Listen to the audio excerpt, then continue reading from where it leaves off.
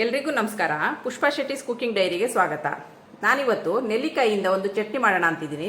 ಅದಕ್ಕೆ ನಾನಿಲ್ಲಿ 1/4 kg ನೆಲ್ಲಿಕಾಯಿ ತೊಗೊಂಡಿದ್ದೀನಿ, ಒಂದು ಕಡಲೆಕಾಳಿನಷ್ಟು ಇಂಗನ್ನು ತೊಗೊಂಡಿದ್ದೀನಿ, ಅರ್ಧ ಟೀ ಸ್ಪೂನ್ ಮೆಂತೆ, 4 ಕೆಂಪು ಮೆಣಸಿನಕಾಯಿ, 1 ಟೀ ಸ್ಪೂನ್ ಸಾಸಿವೆ, 1 ಟೀ ಸ್ಪೂನ್ ಜೀರಿಗೆ, 1 ಟೀ ಸ್ಪೂನ್ ಕಡಲೆಬೇಳೆ, 1 ಟೀ ಸ್ಪೂನ್ ಉದ್ದಿನಬೇಳೆ, 1 ಟೇಬಲ್ ಸ್ಪೂನ್ ಬೆಲ್ಲ, 4 ಹಸಿರು ಮೆಣಸಿನಕಾಯಿ ಅದನ್ನು ಸೀಳಿ ಇಟ್ಕೊಂಡಿದ್ದೀನಿ, ಅರ್ಧ ಬಂಚು ಕೊತ್ತಂಬರಿ ಸೊಪ್ಪು, 2 ಟೇಬಲ್ ಸ್ಪೂನ್ ಆಗುವಷ್ಟು ಕೊಬ್ಬರಿ, ಸ್ವಲ್ಪ ಕರಿಬೇವು, ಇದಿಷ್ಟನ್ನು ತೊಗೊಂಡಿದ್ದೀನಿ.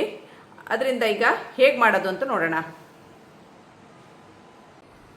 ನಾನಿಲ್ಲಿ ಬಾಂಡಿನ ಬಿಸಿಗಿಟ್ಟಿದ್ದೀನಿ.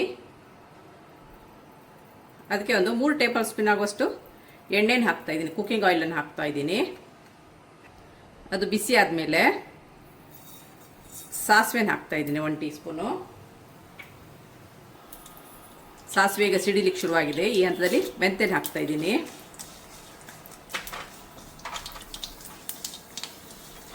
ಮೆಂತೆ ಸ್ವಲ್ಪ ಬಿಸಿ ಆಗೋಕ್ಕೂ ಉದ್ದಿನಬೇಳೆ, ಕಡಲೆಬೇಳೆನ ಹಾಕ್ತಾಯಿದ್ದೀನಿ, 1 ಟೀ ಸ್ಪೂನು. ಸ್ವಲ್ಪ ಕರಿಬೇವು, ಕಡಲೆಕಾಳಿನಷ್ಟು ದೊಡ್ಡ ಇಂಗನ್ನು ಹಾಕ್ತಾಯಿದ್ದೀನಿ.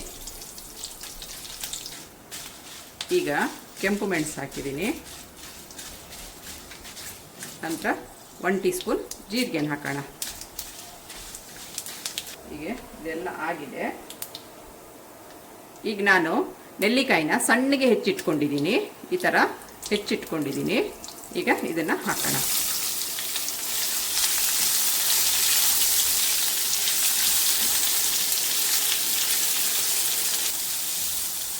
ಇದು ಒಂದು 5 ರಿಂದ 6 ನಿಮಿಷ ಚೆನ್ನಾಗಿ ಹೀಗೆ ಎಣ್ಣೆಯಲ್ಲಿ ಬಾಡಕ್ಕೆ ಬಿಡೋಣ.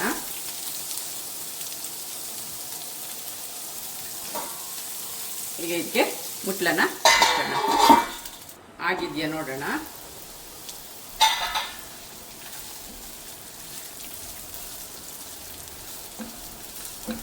ಮಧ್ಯದಲ್ಲೊಮ್ಮೆ ಇದಕ್ಕೆ ಸೌಟ್ ಹಾಕಿ, ಈಗ ಇದು ನೆಲ್ಲಿಕಾಯಿ ಬಾಡಿದೆ, ಚೆನ್ನಾಗಿ ಸ್ವಲ್ಪ ಡ್ರೈ ಆಗಲಿ.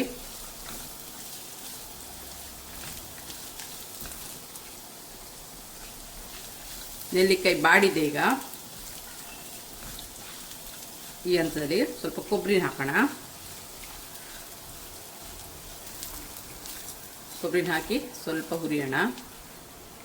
ಸ್ವಲ್ಪ ಉಪ್ಪನ್ನು ಹಾಕೋಣ.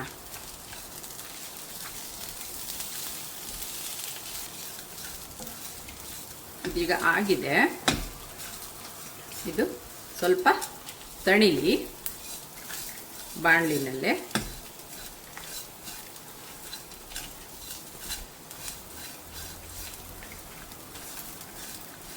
ಆಗಿದೆ. ಈಗ ಸ್ವಲ್ಪ ಬಾಣಲಿನಲ್ಲೇ ತಣಿಲಿ. ಈಗ 4 ಹಸಿರು ಮೆಣಸಿನಕಾಯಿ ಏನು ಸೀಳಿ ಇಟ್ಕೊಂಡಿದ್ದೀವಿ ಅದನ್ನು ಹಾಕೋಣ.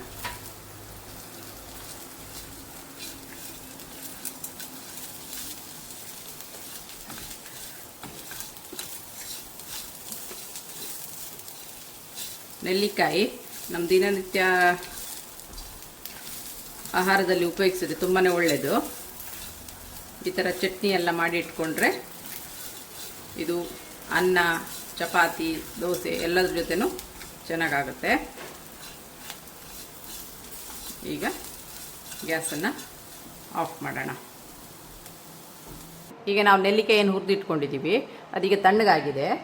ಅದಕ್ಕೆ 1 ಟೇಬಲ್ ಸ್ಪೂನ್ ಬೆಲ್ಲ ಹಾಗೂ ಒಂದು ಅರ್ಧ ಹಿಡಿಯಷ್ಟು ಕೊತ್ತಂಬರಿ ಸೊಪ್ಪನ್ನು ತೊಗೊಂಡಿದ್ದೀವಲ್ಲ ಅದನ್ನು ಹಾಕಿ ತರಿಯಾಗಿ ನೀರು ಹಾಕದಲ್ಲೇ ರುಬ್ಕೊಂಡು ಬರೋಣ. ಇದನ್ನು ತರಿಯಾಗಿ ರುಬ್ಕೊಳ್ಳಿ, ನೀರು ಹಾಕಬಾರ್ದು. ಹಾಗೆ ತರಿಯಾಗಿ ಗಟ್ಟಿ ಚಟ್ನಿ ರುಬ್ಕೊಳ್ಳಿ. ವೀಕ್ಷಕರೇ, ಆರೋಗ್ಯಪೂರ್ಣ ನೆಲ್ಲಿಕಾಯಿ ಚಟ್ನಿ ಸವಿಯಲು ಸಿದ್ಧವಾಗಿದೆ. ನಿಮಗೆ ನನ್ನ ಈ ರೆಸಿಪಿ ಇಷ್ಟವಾದಲ್ಲಿ ಪುಷ್ಪಾ ಶೆಟ್ಟಿಸ್ ಕುಕಿಂಗ್ ಡೈರಿ ಇದಕ್ಕೆ ಒಂದು ಲೈಕ್ ಕೊಡಿ, ಶೇರ್ ಮಾಡಿ ಹಾಗೂ ಕಮೆಂಟ್ ಮಾಡಿ. ಸಬ್ಸ್ಕ್ರೈಬ್ ಆಗಿಲ್ಲ ಅಂದರೆ ಸಬ್ಸ್ಕ್ರೈಬ್ ಆಗಿ.